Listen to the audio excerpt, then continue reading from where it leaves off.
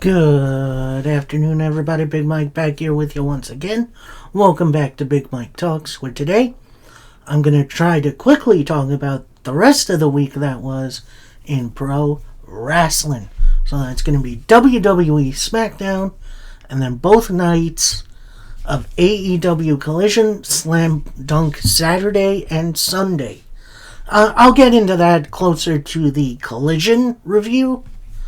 But now I'm just going to start off with SmackDown. We start off with a Randy Orton promo, and as he's coming to the ring, the crowd in Italy singing along, which, that's always fun to hear. So he gets in the ring, gets on the microphone. Before he says a word, Kevin Owens comes out, says, "Look, I know what you want to do. I have something important to tell you. I was wrong for attacking you. Cody Rhodes deserved it. Sami Zayn absolutely deserved it. You didn't deserve it. However, when you picked Cody Rhodes over me, anyone can relate to the anger, letting their anger get the better of them. It's you. I can forgive you if you can forgive me. I want to just leave this in the past. And you want to know the reason I saved Mello? It's because I saved you from yourself. I don't want you to go back to the 2009 version of yourself, kicking people in the head. So let's look to the future, to WrestleMania, and us becoming the tag team champions." We started to let stuff get between us. What do you say? We now get Orton on the mic, who says, "What I should do is run up the ramp right now and beat your ass. But what you said was interesting. However, you can take your apologies and shove them up your ass. But you did do one thing for me. You hit me so hard that it brought back the voices in my head."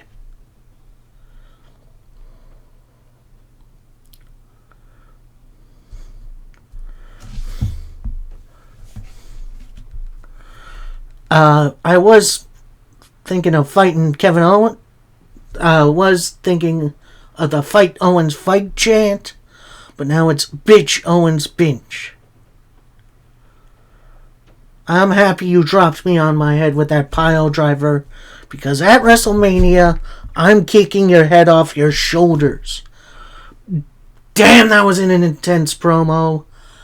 I've definitely missed those Randy Orton promos, and honestly, these made sense.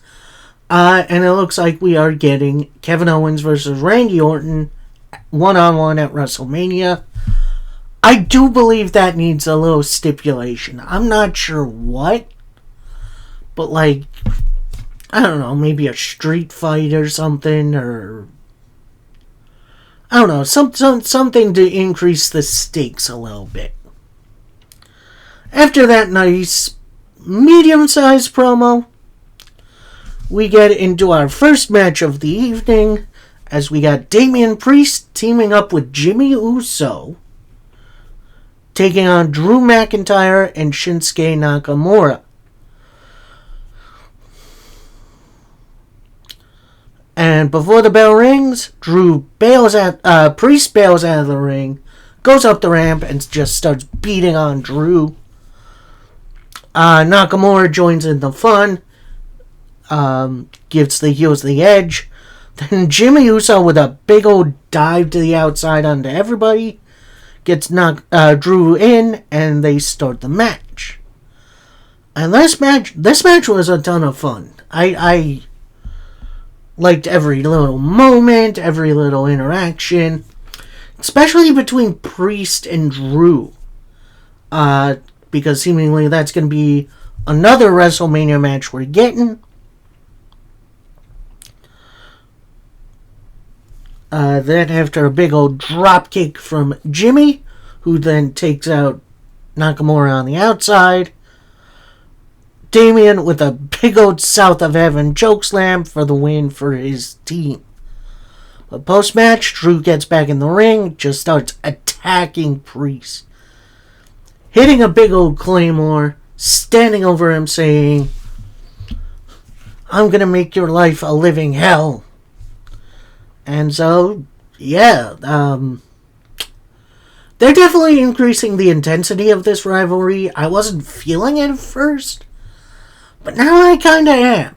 Like, it's winning me over a little bit. So next we see Braun Strowman. He's got those, like, rubber band workout things he's doing curls with. It honestly looks really silly, but I'll take it. Then Knight walks in, says to Braun, "Hey, I hope you smack Jacob right in the face. I know Bloodline work with the numbers, so tonight I got my eyes on you." Knight goes to leave. Braun puts his hand on LA Knight's chest, saying, "Whoa, I just got the call from Nick Aldis tonight. Tonight, winner of the match gets a shot at the United States title." And this is going to be my easy ticket punch to WrestleMania. Knight turns to Braun, says, "Yeah," and then just walks off. Yeah, that was definitely a little weird. I kind of like the interaction. I'm not sure what WWE are planning for the United States title.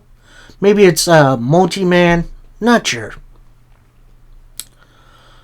So then we get a video recap of the Charlotte Flair B-Fab match from last week. And then the post-match beatdown brawl between Stratton and Charlotte, which apparently also interrupted Miz TV, which, thank God. And then we get the worst of the WWE segments that needs to die. A picture-in-picture interview with both Tiffany Stratton and Charlotte Flair. They're both in different parts of the arena, and they are reacting to each other / videos. With Stratton trying to get her word in, but then Charlotte says, Queen speaks first, which I love that.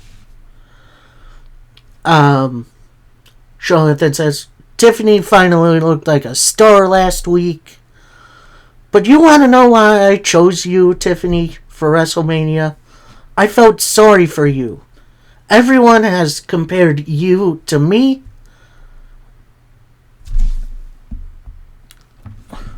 And at WrestleMania, I'm going to run over an undeserving star." Then Tiffany Stratton gets a chance to talk, says,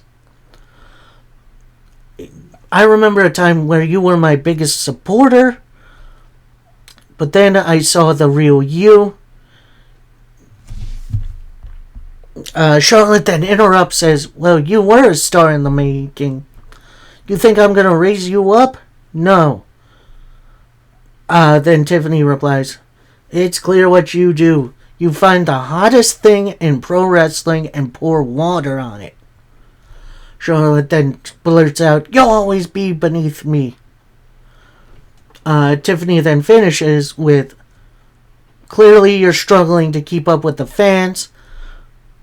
The WWE Universe doesn't bow to you anymore. It runs on Tiffy time." I hate these types of interviews. Like, they're so impersonal and just... the way they just keep talking over one another. It's like they still don't know how to stage these. If you're going to do something like this next time, either do it in front of a crowd or do it with them together. Either or is fine.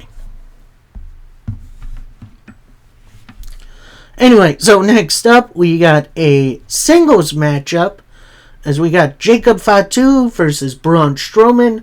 Winner gets a United States title shot. And, this was pretty much where they left off last time.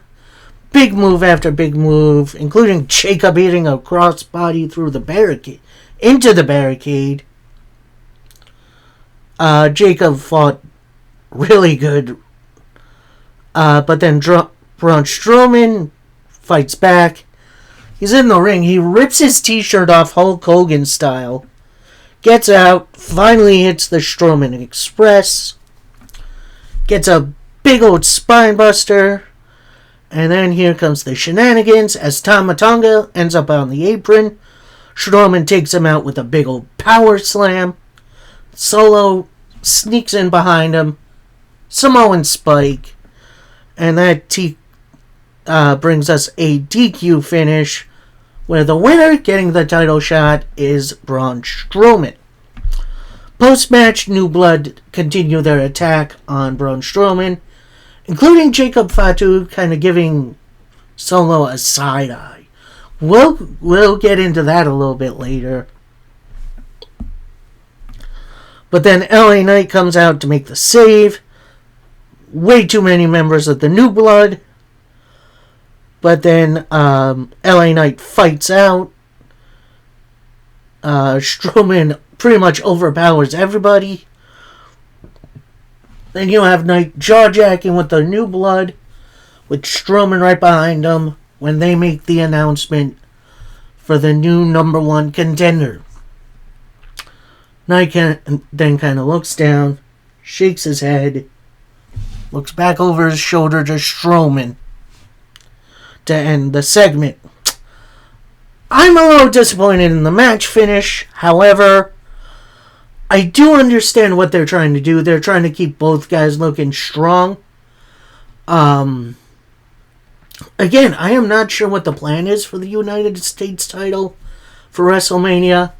I know Strowman is getting his shot next week, in which could include some bloodline interference. Either way, we'll see. So then we head backstage for a Raquel Rodriguez Liv Morgan interview, with Liv pretty much taking the lead, saying, "You think we're happy?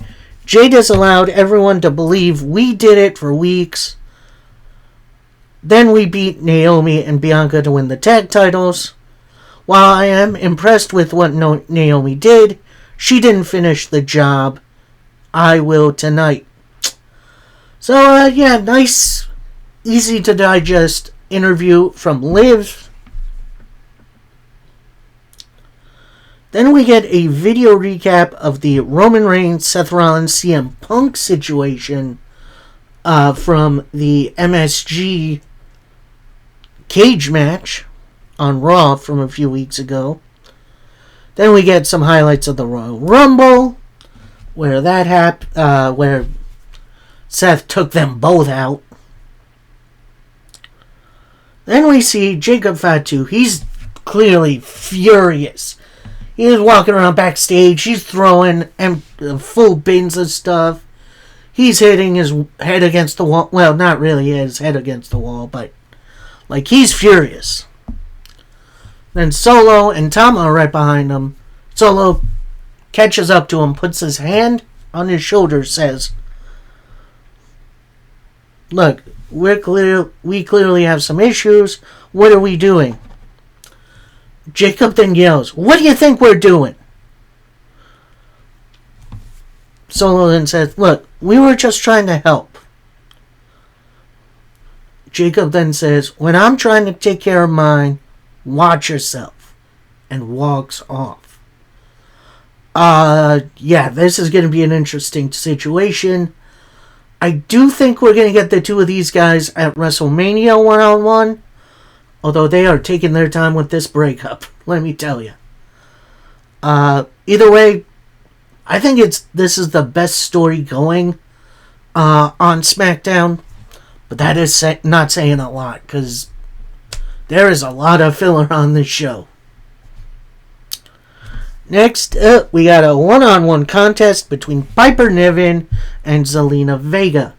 Niven obviously being led to the ring by Chelsea Green. I cannot do it as good. And Alba Fire, aka the Green Administration, which is a great name. Zelina Vega's all on her own, and we start with Nevin kind of bumping Vega with her belly a little bit, kind of like, back up. And that's just hilarious. Vega then takes it into herself to get some moves in, goes for a crossbody, that gets caught. Nevin goes for the spin out slam. Vega slips out, hitting a big old Hurricane Rana, goes for the Code Red, that gets blocked. Nevin with then some short shoulder tackles, which that looked gnarly. Vega eventually locks in a sleeper hold, tries to get Nevin down to a knee. Nevin eventually powers out.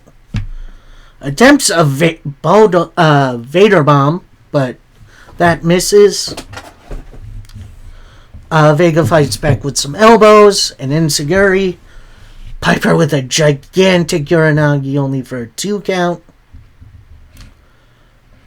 Piper attempts a World's Strongest Slam, but that gets countered into a big old boot.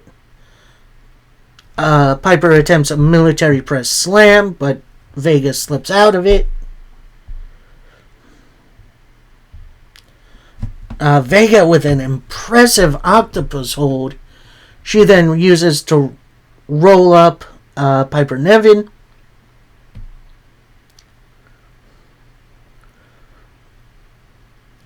Vega with a Code Red attempt that gets blocked. Then Vega with a drop toe hold into the ropes attempts the 619 that gets blocked into a DDT for a 2 count. Green ends up on the apron. She's talking smack to Vega as she's pinning Piper. Vega then takes out Chelsea Green.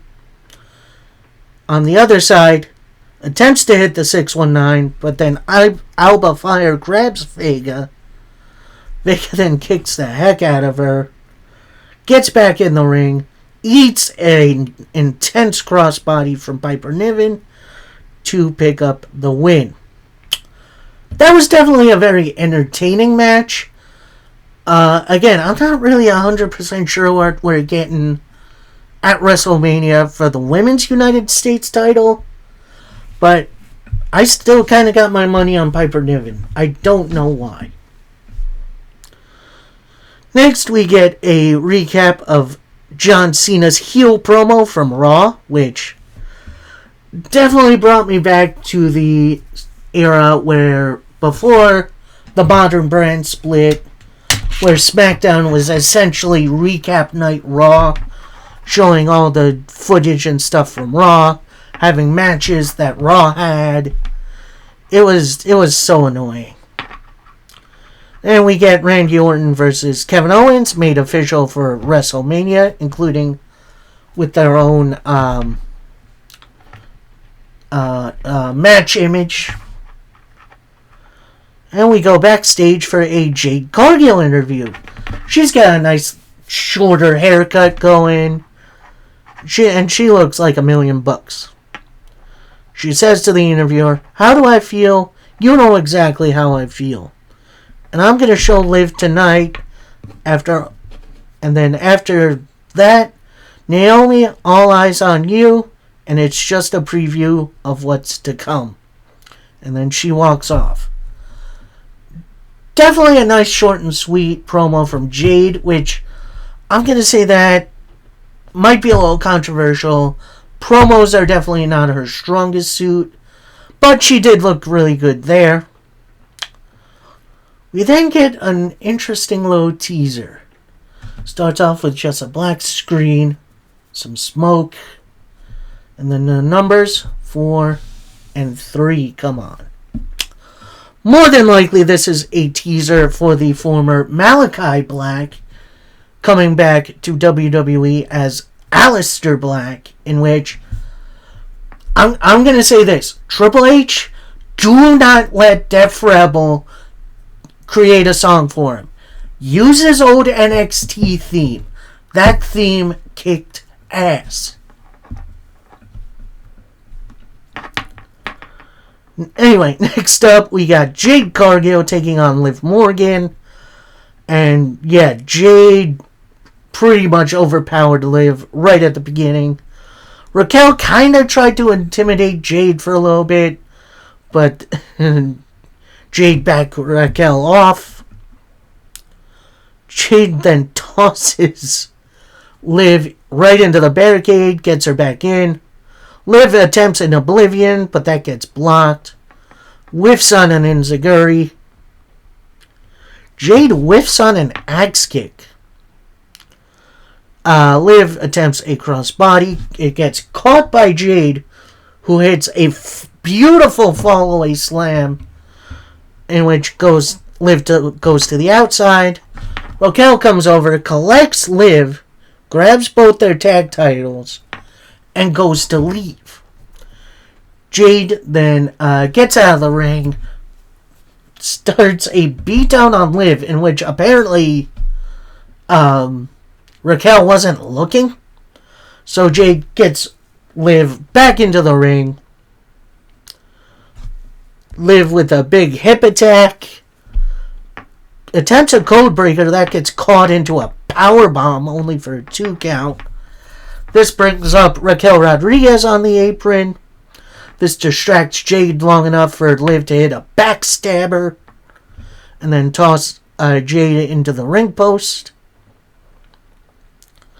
Liv then locks in a sleeper hold, in which a lot of sleeper holds this show. I mean, it's interesting. But Jade eventually powers out. Liv with the 3 amigos, which that's definitely impressive. Hits a Shining Wizard, attempts the Oblivion, that gets caught into a big suplex. Jade with a kind of an awkward spine buster and an F5, only for a 2. Jade then hit Jaded, went for the pin. Then Naomi comes out, gets on the apron, has a stare down with Jade. Jade attempts to grab Naomi by the hair, but that distracts Jade long enough for Liv to recover, hit a backstabber. Then Naomi, who somehow gets the 1.5 of the women's tag titles, hits Jade with the title with the ref distracted by Raquel. Liv with the Oblivion to pick up the win. And then post-match, Naomi, who kind of has an Owen Hart-inspired gear on, gets in the ring, stands over Jade, and just starts beating her down. Like, this is a beat down. Eventually chucking her into the table. And yeah, that ends the segment. I don't know what we're going to do with Jade and Naomi. Would I be okay with them having a match at WrestleMania? Sure.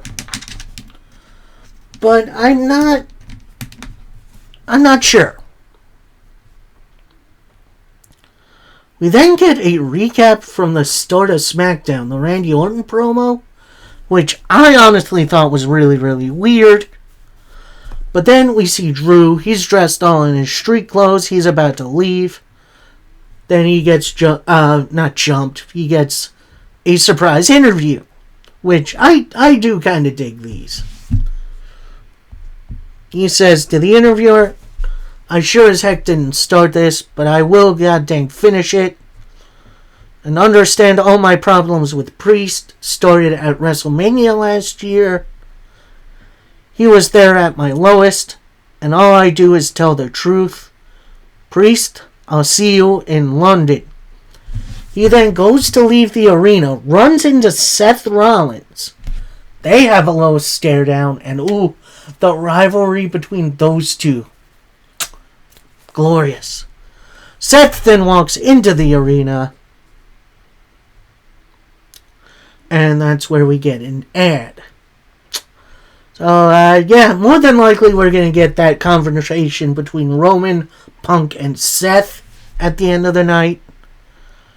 And honestly, I'm going to go with this next thing because it's just fun, in which WWE shows the different signs people make in the arena, which honestly, I appreciate that. It's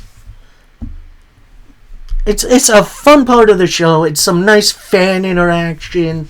It's great. And oh, I got a funny bit of fan interaction for you for Collision. Just wait on that one.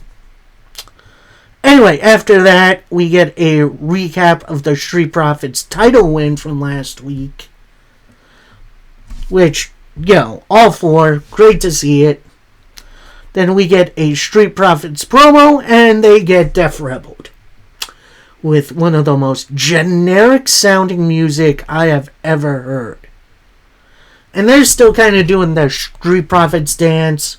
No solo cups. It's kind of sad looking.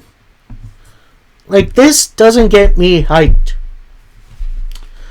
Triple H, it's time to find you some people who can do music well. And honestly, I'm going to say this. Bring back CFO $. Their music for WWE was great. Bring them back. Anyway, Street Profits making it into the ring. They get up some microphones saying, "We heard you. And we got some news. We are your new champs for the first time in 4 years." Dawkins then chimes in, "Man, it's about time. Past 4 years, there's been a lot of doubt creeping in, but these titles here make it all worth it." And if I could be serious for a moment, Lowland Storm reference, I love that. Dawkins turns to Ford, says, "No, I know, no matter what happens, I can always count on you to have my back." They share a nice little embrace. Then out comes Legado del Fantasma. So that's Santos Escobar, Berto, and Angel. With Santos taking the lead, and he's all dressed in a suit. He looks honestly really good. So he has a microphone and says, "What a moment. You finally captured gold. Too bad it's going to end so abruptly. These two are pissed off and ready to take those titles from you." Then out come the number one contenders of Pretty Deadly, saying, "Santos, you can run your mouth all night long. We are the one true number one contenders.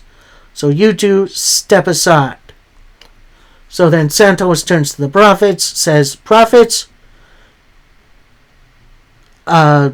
Pretty Deadly chose to believe you that we took them out. This is personal, so Pretty Deadly, stay out of it." So those two teams start arguing. Then Ford says, "Listen here. Pretty Deadly clearly have that shot. Santos, if you guys are really itching for a fight, so let's do it tonight. Let's go let's get loco." So, Legado del Fantasma kind of jumping the line a little bit. I kind of dig it. And before this next matchup, we have another teaser for a future superstar. We get a little orange tint to it, and you can clearly see one of these going. And no, it's not a diamond cutter from DDP. It is Penta's younger brother, Rey Fenix. Oh, man, I can't wait to see him in WWE. Anyway, after that, we get our matchup between Legado del Fantasma, so that's Berto and Angel, taking on the Street Profits. And this was a fun matchup. Like, everyone got a little time in, including El Legado del Fantasma. And I honestly keep forgetting how good these guys are. Like, these two are just speed demons. That's the best I can do.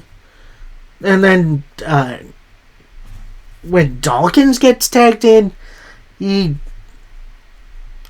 sets himself up beautifully, and he definitely keeps up. End of the match comes after couple elbow strikes from Dawkins, a dive to take out Angel, tags in Ford on the dive, which is always crazy. Ford hits a frog splash to pick up the win. So, yeah, that's definitely a very cool matchup. Both teams have some great chemistry together. Gonna be interesting to see if Pretty Deadly can step up. Although, I think they can. So next, we go to the car park. Big old SUV comes in. We think who it is. Out steps Paul Heyman on his own. No tribal chief. And he walks towards the camera with a big old grin on his face. Then we get a kind of repeat highlight reel from Triple H and his Hall of Fame announcement. The same one they showed this past Monday, where he made his return at MSG in like 2003. I did not mean for that to rhyme. I apologize. Yeah, the couple weeks ago, you guys were at MSG. Could have did something there. I don't know. It's definitely weird.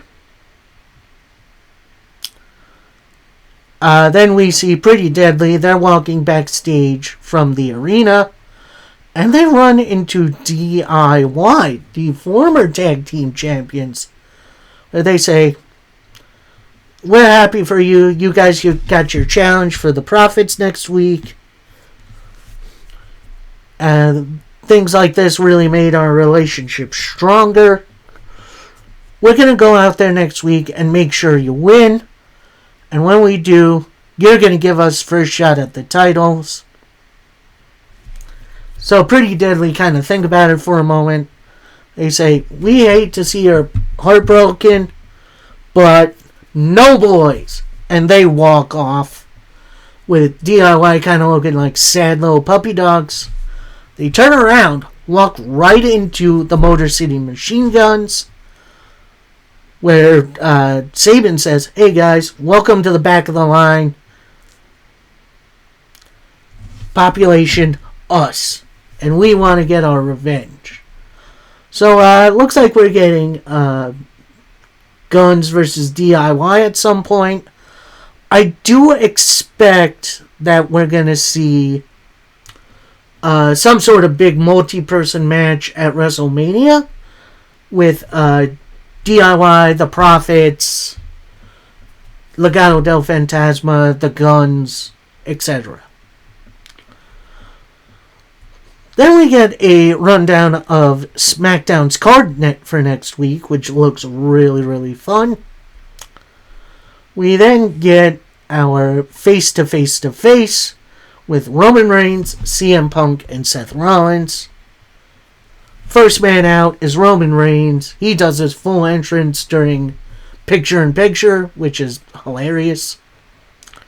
Gets in the ring, gets on the microphone, starts doing his Romanisms. Then he says, "The OTC loves you, and let me tell you what's been on my mind. At the Royal Rumble, CM Punk screwed me. Last week at MSG, I screwed CM Punk. At the Royal Rumble, Seth Rollins tried to kill me. At MSG, I tried to kill Seth. Now, the OTC has come a long way, and I'm going to take my time. And anyone want to come out, try to stop me, let me know." Beat kind of hits. No one comes out at first. Roman then goes to continue. Burn it down! Out comes Seth freaking Rollins. Or it's just Seth Rollins. No, they took the freaking out of his name. Gets in the ring, says, "Roman, you messed up. You don't understand how dangerous Punk is. You should have let me finish Punk when I had the chance. It's never been about him. It's always been about us. We clearly cannot coexist. The story of Roman and Seth is long.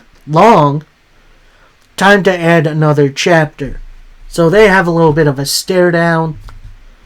Then out comes CM Punk. He's got his hand taped.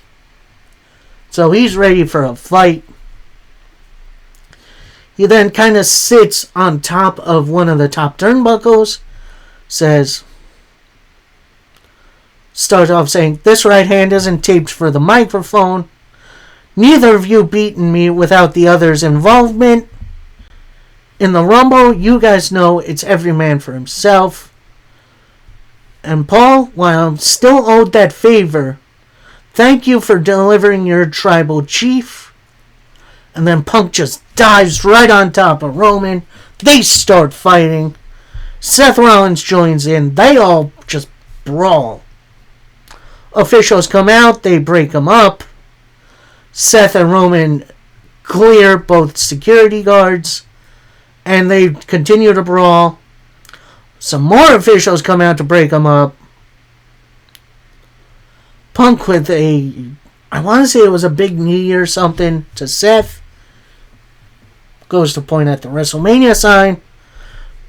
Seth then with a big old move. I don't think it was a stomp, but it was. I think it was a dive to the outside. Takes out Punk and Roman. He points to the WrestleMania sign. The Roman picks up the steel steps, hits both Seth and Punk with it, and then Roman finally points to the WrestleMania sign. So it looks like we're getting that triple threat at WrestleMania, in which, they're probably going to do a very good job. The build-up to this has been very, very strange. And, I am excited for it, but I would have liked to see, just Roman versus Seth. And then maybe Punk cashes in his favor for a WWE title shot. Or maybe that's the plan anyway. Maybe we see... that's a little convoluted, but, I could see it happening. So that was SmackDown. A bit of a mixed bag. I don't think it was as bad as people say, but it definitely wasn't great. Hopefully, WWE steps things up over the coming weeks, because we're only 4 weeks away from WrestleMania, which is insane, and it really doesn't feel like it. So hopefully we get some more interesting build for WrestleMania. So that was SmackDown. We now move to AEW Collision Slam Dunk Saturday. Now, what this is during the week we had the first 2 rounds of the NCAA men's basketball tournament, aka March Madness, in which AEW usually loses their time slot. So instead of having one 2-hour show on Saturday, AEW broke Collision up into interesting, digestible 1-hour shows on both Saturday and Sunday as soon as basketball was over on TNT. In which it worked pretty well, although some interesting things, we didn't have a proper intro, we just went right into action on both nights. So Saturday we start off with the TNT title match as Daniel Garcia takes on Adam Cole, baby. And this match was absolutely awesome. It was a couple masters of their craft going at it. And at first they countered every big move they could. Eventually, Adam Cole does hit a Panama Sunrise, only for a 2 count. Cole hits it again, but Garcia rolls to the outside. Adam Cole tries to hit it to the outside, but that whiffs. Garcia attempts a pile driver that gets blocked. Eventually he does hit it, only for a 2 count. Adam Cole with a super kick, and then a Panama Sunrise for a 2. Locks in the figure 4 leg lock, which, surprised I saw that. Garcia reaches the ropes. Eventually with a roll through into a Dragon Tamer. But Adam Cole reaches the ropes. Garcia attempts a pile driver off the apron, but Cole blocks it. Hits a super kick, then hits a Panama Sunrise on the apron, not off of it, which is crazy. Cole gets him back in, sets up for the boom, but Garcia holds his knee pad. Cole pushes him down, attempts it, and as almost as close as he was to making contact with the move, ding, ding, ding, ding, ding, ding, ding. The time limit has expired. This is a draw, so you're still your TNT champion, Daniel Garcia. Now, I am a little disappointed at how that match finished. However, if this is a setup for a pay-per-view match, I could be okay with it. I do wish there was a winner, but, it is what it is at this point. We then go to the Max Caster Open Challenge. He's running his mouth, tries the crowd to do the chant. Opponent revealed to be Hook of the Ops. And as Hook's getting ready for the match, Caster takes off his jacket, throws it at Hook, and then tosses the mic at Hook. Bell rings, gets a few good strikes in, but then Hook with a big knee locks in the Red Room for the submission win. I kind of wish Max Caster was in something a bit more significant. He's pretty much turned into a jobber, which is a shame because he's got a really good gimmick. He is really over, even though he's getting booed. Hopefully we find something more significant for him to do in the near future. So, next up, we get a really interesting interview from Queen Aminata, because before she can say anything about her opponent, in comes Serena Deeb saying, "Last time, fantastic win. You've listened to me and you got the win. So now I got a list of holds that you can use to beat absolutely anyone." So she takes out this binder, thick ass binder of all the moves she knows, which is over 1,000, which is kind of the gimmick Chris Jericho had back in WCW. So Queen Aminata looks down at the book, says, "Thank you, but no thank you. I think I'll win this one on my own." Aminata walks off. Deeb says, "We'll see about that." So then we go to our next match. We get Julia Hart versus Queen Aminata. And this match, while a little bit slow to start off, it was a whole lot of fun. This was a great little matchup. Really, really good back and forth, including a massive air raid crash. Don't see those too often, but only for a 2 count.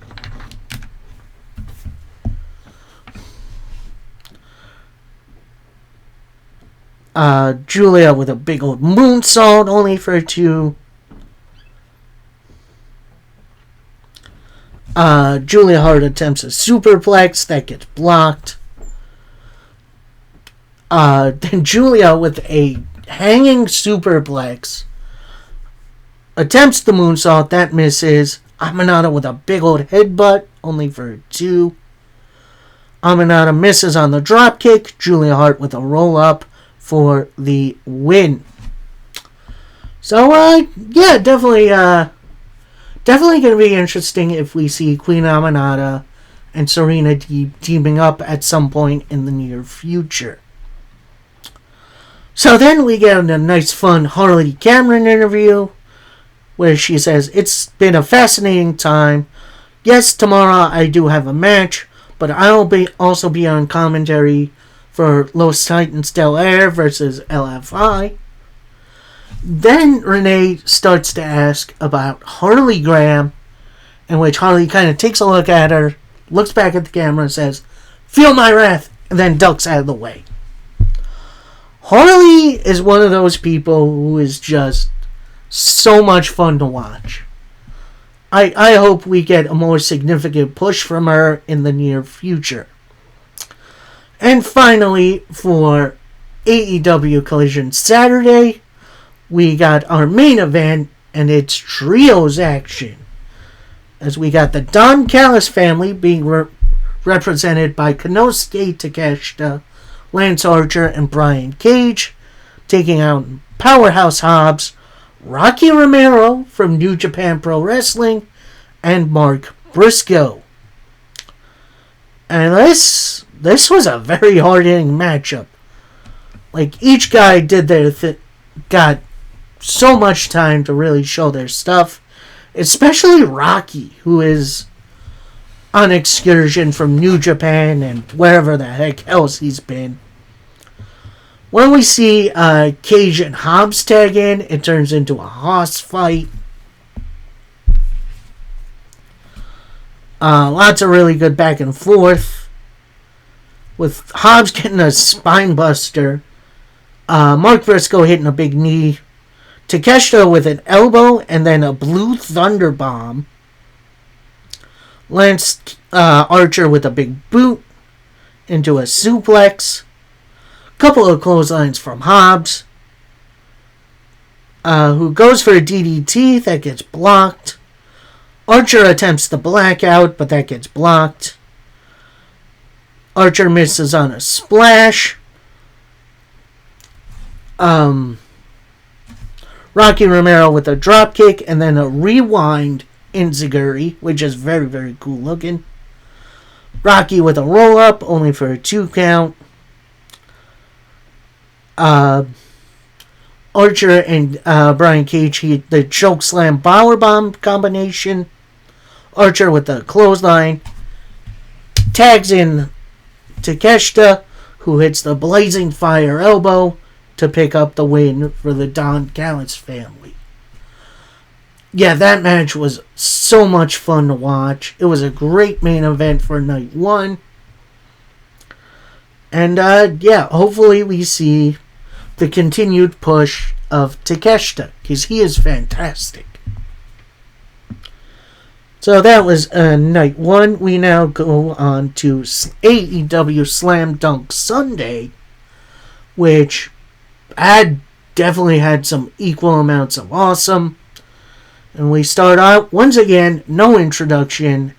Instead, we go right into the Trios title match, as we got the Death Riders, so that's Claudio Castagnoli, the Bastard Pack, however you say his name, and Wheeler Yuta, taking on the team of Darius and Dante Martin of Top Flight, and AR Fox. It has definitely been a little while since we've seen these 3 team, but they definitely haven't lost a step. Like, really, really good high-flying stuff from the younger guys. But then when the Death Riders would take advantage, they would do more ground and pound.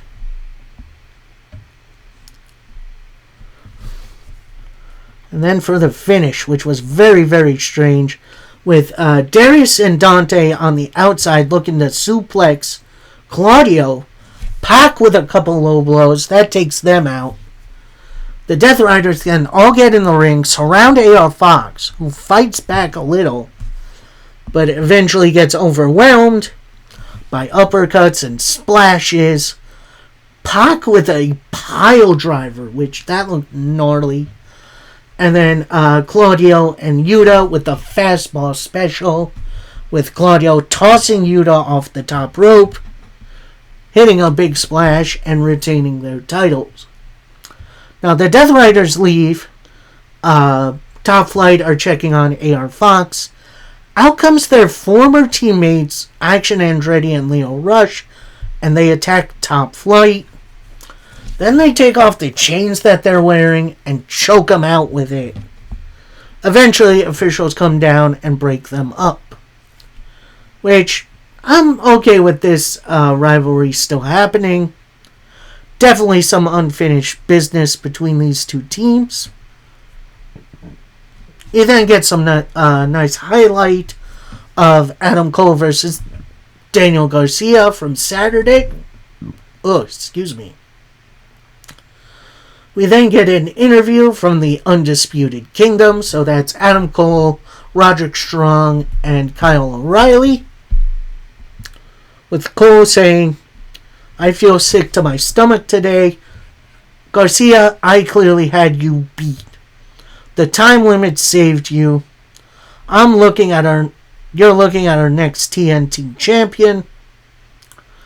So then Kyle chimes in and says, "FTR, all we wanted to do was shake your hands.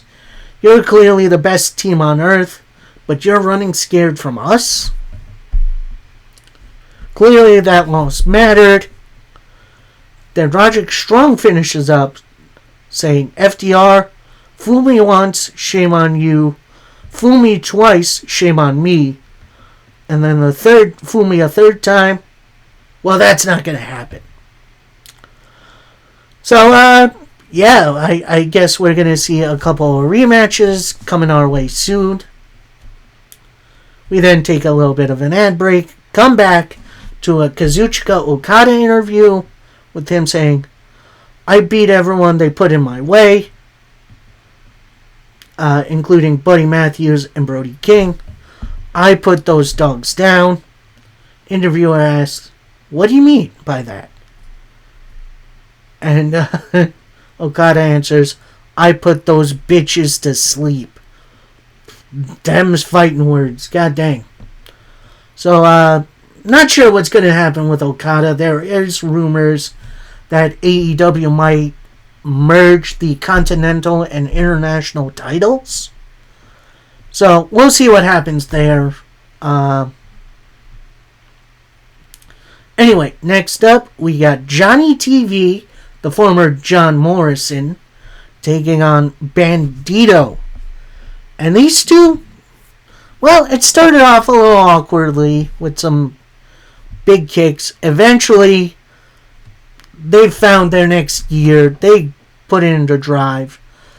Bandito with a one-handed military press slam. That's impressive no matter what. Bandito then with a big boot, covers, only gets a 2. Then hits a kind of GTS, a little go to sleep, where he had Johnny TV up on his shoulders, set him down, hit a knee, and then hit the 21 plex for the win.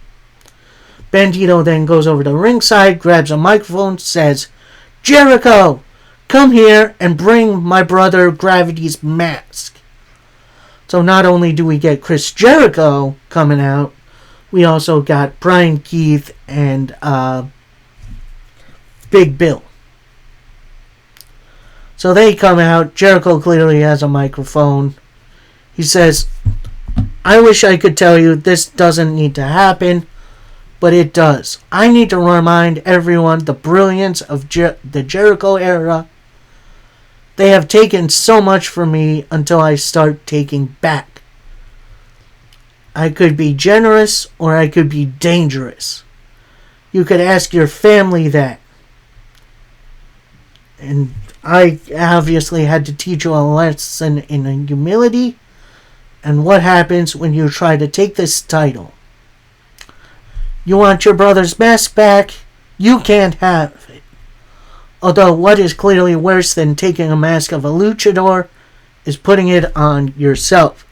So Jericho then puts on Gravity's mask, which gets a great reaction. Then Jericho tries to continue to cut a promo, but he's clearly muffled. I don't really at first know what he's saying. Then he says, "What are you going to do, Bandito? You're going to try to take this from me? I'd love to see you try." Bandito then gets a nice shot in on Jericho. He continues to fight off the learning tree until he attempts a crossbody. That gets countered by Big Bill, who attempts a choke slam. Bandito then slips out of it, grabs Gravity's mask off of Jericho's head, and runs off up the ramp. So, definitely an interesting segment. However, there's a little bit more that we missed. So, Jericho, after this segment, had an interaction with a young child, which was absolutely hilarious. I guess the cameras were rolling, but it didn't show on TV, with the little young child flipping Jericho the bird. They get into it a little bit. And then every so often the child says something that cracks Chris Jericho's character a little. Then he turns back to his character. It's a moment you gotta see to believe. It's on the internet on AEW's Twitter page and AEW's Facebook. If you really want to see it, it is honestly a whole lot of fun. We then get a Megan Bayne voiceover vignette, which was very, very good. AEW are getting really good at producing these video messages. Then immediately after, we cut to a Timeless Toni Storm promo. And here's my issue with Timeless Toni Storm. I don't always get down in my notes exactly what she says, because she talks really, really fast. So I'm going to give you some Cliff Notes. Initially, she asks, "What makes you a god? Gods don't got shit on me. And that dynasty, I cut off the head of the Megasis and say, God damn, I'm good." So that's honestly really, really funny. Timeless Toni Storm is one of the best characters in wrestling right now, and I will hear no argument. So next up, we got Harley Cameron taking on Amina Belmont, aka Enhancement Talent. Although this was pretty much a showcase for Harley Cameron, did some really good stuff. Eventually, Belmont, with a nice looking cross chop to the neck of Harley, takes advantage a little bit, but then Harley fights back after a suplex, hits her finishing move, which is a great, interesting, creative name for a finisher, in which it's like a neck breaker into a DDT almost, to pick up the win. Pretty much immediately after, Harley joins the announce table. But before our next match, we have a Don Callis interview where he says, I know the rumors going around.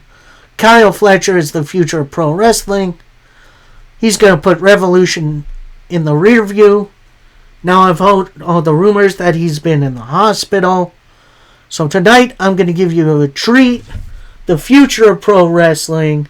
The next world champion, Kyle Fletcher. Kyle Fletcher walks in. He's got sunglasses on. He's got an interesting Hawaiian shirt on. Gives Don Callis a nice big hug. Then he turns to the camera and says, There's been a lot of rumors that I've been laid up in hospital since the cage match. That rivalry with Ospreay clearly changed me. But I'm going to be on Dynamite this Wednesday And I'm going to reveal my plans along with the plans of the Don Callis family. So we still got to go for the Callis family. Going to be interesting to see what they got. And then we get our main event of the evening, as we got LFI's Dralistico and Beast Mortis taking on the newly renamed team of Hologram and Commander as Los Titans del Air, which is a great name for this team. Definitely beats the Lucha Stars. And yeah, I don't know how to describe this match. It was pretty much good lucha things all around, including big move after big move to finish. Then we see everyone on the outside. We see Mortis take out Hologram. One point we do see Harley Cameron get up off of commentary, go to the back. Then we see Harley Graham come out, and she's cheering Los Titans del Air on.